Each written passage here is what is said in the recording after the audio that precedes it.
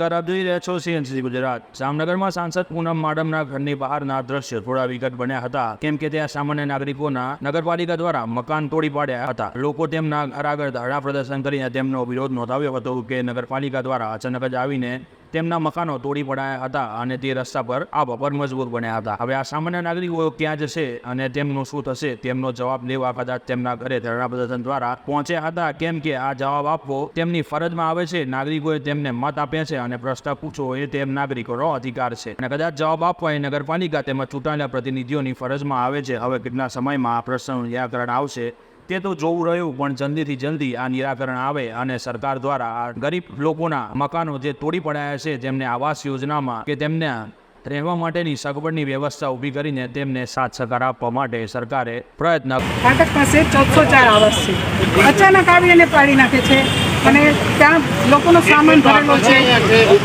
તાળા પણ દીધેલા હોય છે તો તાળા તોડીને પણ એ લોકોનો સામાન ગાડી અને પાડવાનું છે। અચાનક આવી નોટિસ દે છે, આજે ગરીબ પ્રજા જાય ક્યાં અને આ લેખિતમાં કોઈ જવાબ માંગે તો કોઈ દેતું નથી, ખાલી કરવા માટે નોટિસ લેખિતમાં આપતું નથી। આજથી પબ્લિક છે એ બધા ભેગા થાય છે તો કોઈ પણ જગ્યાએ તમને સાચો જવાબ નથી મળતો। કાંઈ નહોતું માગ્યું અમારી પાસે।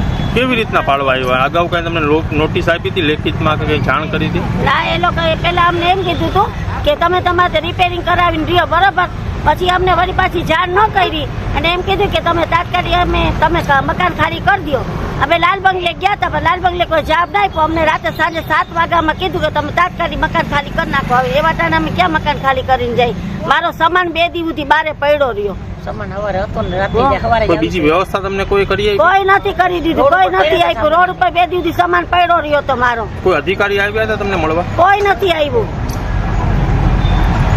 પાણી ભરાઈ જાય છે તો કોઈ નથી આવતું, તો બ્લોક પીટા તો હાવ કોઈ પૂછવા નથી આવ્યું। હા, તો આજે તમે પૂનમબેનના ઘર પાસે શેના માટે આવ્યા છો? અમારે ખાલી એટલી જ માંગ છે કે અમને મકાન જોઈએ છે, બીજું કાંઈ નથી જોઈતું। લેખિતમાં તમને નથી કરી આપતા? એ લેખિતમાં અમને આપી દે, અમારે કાંઈ નથી જોતું। અમારે તો આશરાની આશરો। ચીફ સીએનસીસી ગુજરાત, પાટણ।